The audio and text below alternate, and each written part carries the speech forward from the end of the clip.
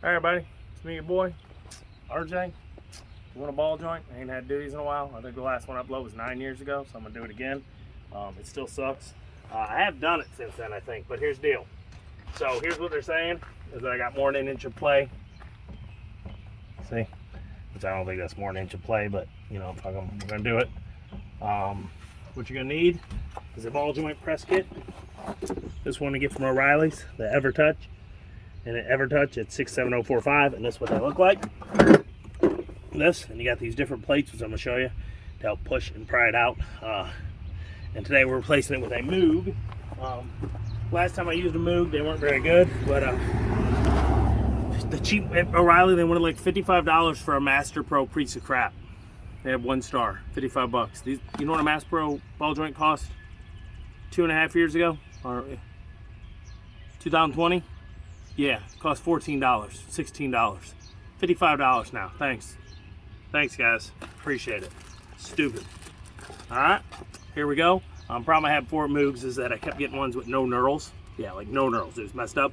And then I had one that I pressed it and it just pressed right up out of the top. So hopefully this doesn't happen. This is the MOOG Problem Solver, trademarked 3013085B. Y'all think I'm joking. It really says that, stupid. That is stupid. That is stupid. All right, let's hope they're right. It's the right one. It looks the right size. It looks all right. We're gonna give this a try. It looks like the thread. No, they're about down there. They're a little short, it looks like, but who cares? As long as it goes, it's a little more rounded on the top, but it could just be. Well, all that grease and gross. Yeah. And each one's different. Some are squared, some are round, some have this weird, like, capped head. What you're gonna need is this kit. And you're going to need a needle nose pliers, first thing. And you have to come in here under the castle nut, and there is a. Ooh, did this one not give me it? I did not see one. Yes, it is. You're going to need a cotter pin. It comes with one. Okay, step back for a second so I can get in there, and then I'll show you after I get it out. Just a cotter pin. I sprayed it with PB Blast, hoping to assist in the press so it's not as hard pushing it. Is what she said, at least. Take this, bend it, go like that, stick your needle nose into the other side, the eye of the cotter pin, and then just wiggle it, turn it, press them as straight as you can so it fights itself out easier, and then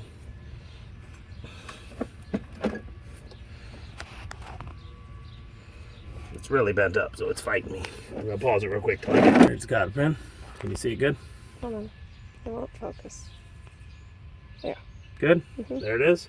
You're gonna need a 7/8 wrench for these. Get in there. If y'all know, I just bought some awesome ratcheting wrenches. Guess what? They're one size too low. They go to 3/4. Well, 2 sizes, because 13/16 would be about 3/4. Okay. I wish I had that ratcheting on there. Am I going the wrong way? I'm going, no. All right, everybody. Because we're backwards and we're under, I think I was doing righty when I need to be going lefty. Yep, that's what was wrong. Great job.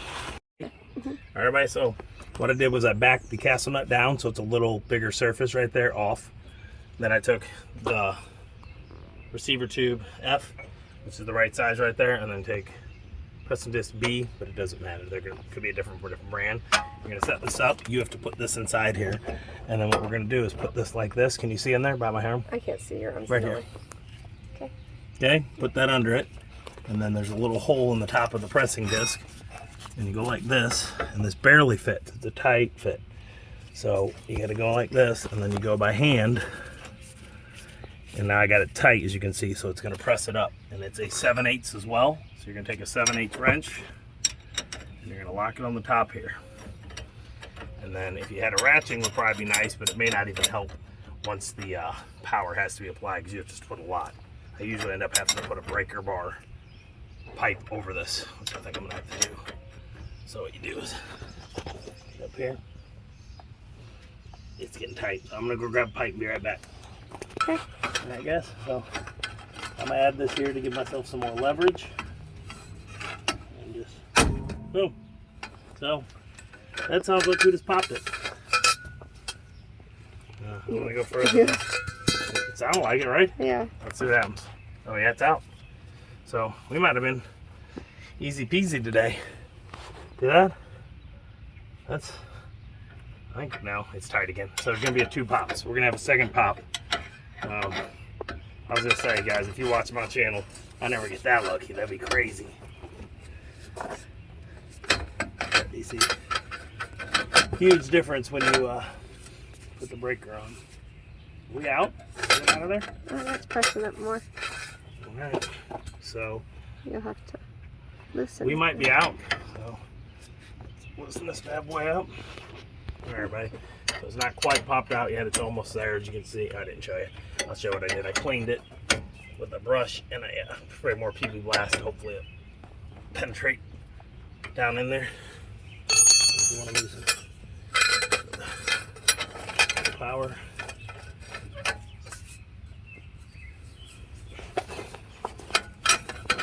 And sometimes you get this, it starts to get tight. You can just leave it for a second, let it sit, and the pressure's built up, and it'll go, and you leave it for like a second, you'll hear it pop after you're done. Is it going up? Yeah, it's up. Yeah, it's up. Way up there? It's up. As high as it'll go? It's up, yeah.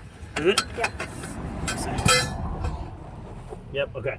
So now we're gonna have to back it off, and then hopefully I can press it out, because so the only problem with this is when you leave the castle nut on is sometimes it gets loose, and the castle nut won't fully come off because of the ball joint is now spinning in there, so you might have to find a different way to get it off. Are we out? We're out. I'm gonna try this now that we're pushed up, and hopefully, yeah, there we go. It's now holding it so I can finger it, take it off. So what was happening is it was spinning freely, so I could not do this. And y'all, this makes like, you're gonna watch like, dang, this dude really knows what he's doing. He did it in like 10 seconds. Look. Never works that easy, and as you can see, it is not out, so we're gonna have to go back at it a little more. But this time, like I said, they used to have a little plate that was solid that would go with these, and it was just a little end cap that helped you press these. It's not here anymore, so what I'm gonna do is use the arm like that right under that thing. Hopefully I can get a hold of this. Right like that.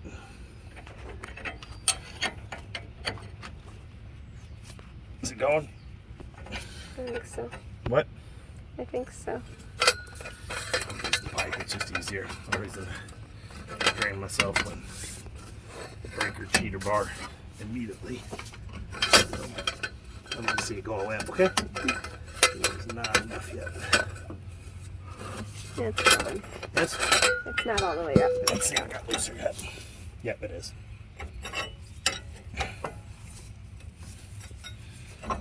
And is that it? Mm-hmm. There we go. So there we go. Here's the old ball joint. I mean, yeah, it's loose. Yeah, this is what they're talking about. See this extended? Mm-hmm. That's what the new one is. It slips up and down. Okay. It's not that bad. I've had them worse. So we're gonna give it a try. Clean up a little before I put it on. Put that wire brush. So what I'm gonna do is I'm gonna clean this, get some of this out as much as I can. Some of it's like thick, and get it off there, off the arm. Especially because it helps when you go back to inspection, so they can just look at it. Because I'm gonna give you the coolest trip in the world. Look, if it's really not that bad and you know they didn't test it, you can take soap, a wire brush, and clean it, air clean it, in dirt, like brush it and make it shiny. And a lot of times they'll pass you. I've done it before because I get tired of every 2 years because it's a Dodge, they fail me. This truck has 5,000 miles on it since the last inspection 2 years ago, and they just keep failing it because it's a Dodge, and this is a common thing with them, so they'll make it up. It did have a little play, but it was nothing near what they said. Okay, so I'm gonna do this. Use a PB Blast and a cleaning. I got brakes cleaner. I might put some brakes part cleaner on here. Help. Let it soak. I'm gonna brush it some more, and I'm gonna get some paper towels and get it all the old grease out of there. It's all, as you can see, it's like solid goop and paper towel. We'll be back in a minute after I get it all washed up. Okay. All right, everybody. This got like a little 8mm bolt there, maybe a 1/4 inch. I don't know. We'll figure it out after you leave that on while you're pressing, because if you put the grease fitting in there, sometimes you can break them. That's what it's for, and you unscrew it after. So here we go. So what we do is we grab this arm, steering knuckle, whatever, and you press it in as much as you can manually, okay?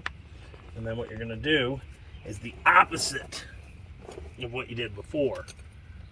You're gonna press from below with one of these to make sure, or make sure that just the press goes in like this. And then you're gonna put this on top. You don't need this guy. You need the one that goes, let's see, they don't have it. Usually they have one that goes there. Just use that flat piece. You're gonna have to use this whole piece, which is stupid. Let's see. That good? That good. We got that one here. That one. That one. Okay? So we're gonna press that guy right there, and now that guy's not gonna work either, because this guy's the one that stops it, unless you can.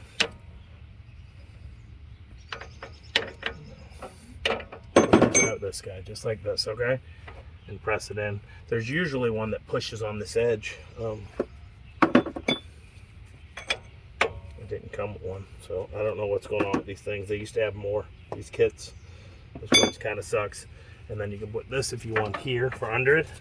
What I'm just going to do is the arm. That's what I'm saying. But the thing is, I don't know if I can, see? No. See that? I can't. So we're going to use this guy right here. I'm going to slip it in there. If it'll fit, it won't. All right, watch your leg. You okay? Mm-hmm. So we got to, it's a little pain putting it back on. You got to get this here over like that. There we go. We got it.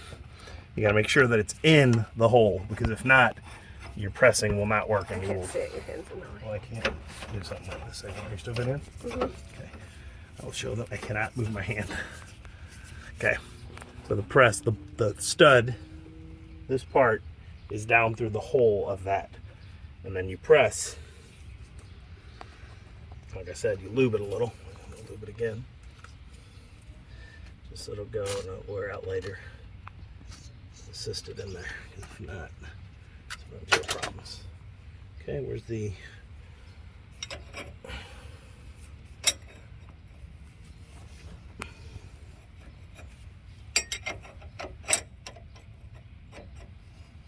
You can see right here. Watch. You watch it from right here.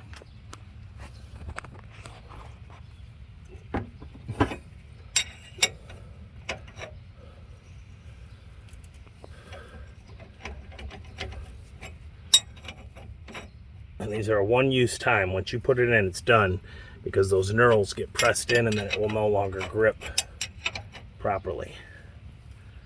Okay, as you can see, we're in.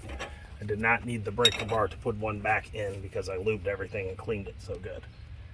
I'm going to go as hard as I can though until it tells me no more. Okay, and then one more here.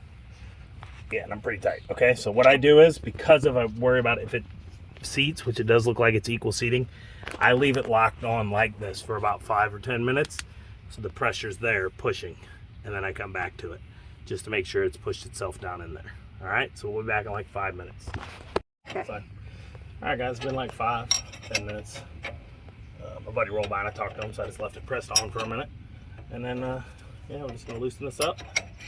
We're going to take that castle nut and push it all the way on there, and then slide the cotter pin through, and then see if I have any play, which I will, because it's an old steering knuckle system. Alright, so we got this here. See if we can go all the way. That'll be nice. No tools until the end. Oh, that'll be nice. That's so beautiful. Oh, no, thank you. Thank you, honey. Thank you, buddy. My buddy's, give me here. Did you open it for me? I'll take a little bite. Rocky, open it for him. That freeze pop. It's like 83 out here, so it's a little hot. There we go. I'll come back. Alright, so now's the fun. The reason I was saying hopefully finger tight, because show them. You see, look, this is in the way, so you don't have a lot of room. You have to do like stupid half turns. I'll go from the back here to get a little better. And then we're just going to turn this till the castle nut openings here line up with the hole through the stud of the ball joint stem, and then I'll be back. You don't want to sit here and watch me turn it in 10 minutes. Got that in there real good pressed, okay, and then I'm going to take my needle nose here, which are here, and I got to put my head in the way, so you guys aren't able to see for a second. I got to put my needle nose on and tighten the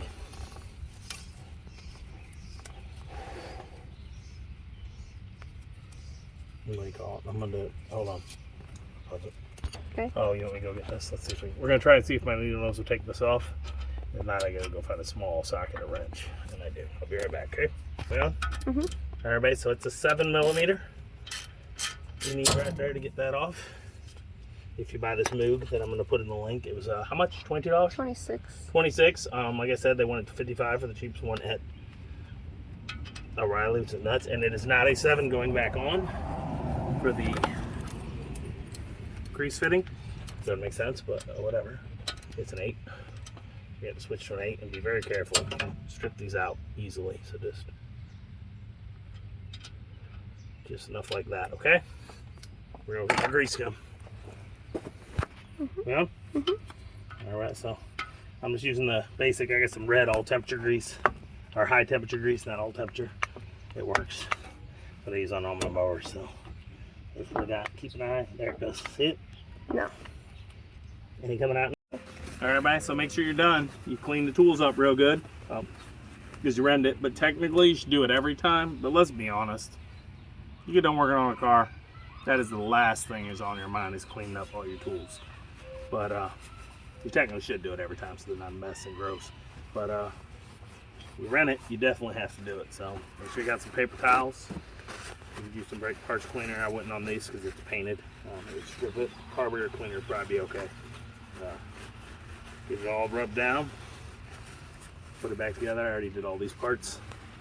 And go get back your $150 deposit that you have to put down, which you probably won't get back for like a week because they're quick to take it. So they sure don't want to get that money back. You know. It's like the tax man. Okay, so hope you guys liked it. All right, everybody. So get it greased up, do all that. I might do a video here after I get the tire back on a second in case I don't, but you can't budget now, so there's no play, so they won't be able to say that. Hopefully it lasts long enough because it's old and the play starts kicking in after a day or two. I'm thinking about hitting this with a tack weld too, just to be safe, because it's old and pressed and worn. You hit a tack weld right there somewhere and it just holds it in place. If you got a welder, you can do that. That it? Okay, hope you like it. I'm gonna put a link below for the MOOG ball joint I got off Amazon. Grease gun, some wrenches. If I can find a ratchet and wrench set that has 7/8, if not, some 7/8. You know, those pliers, whatever. You guys buy that?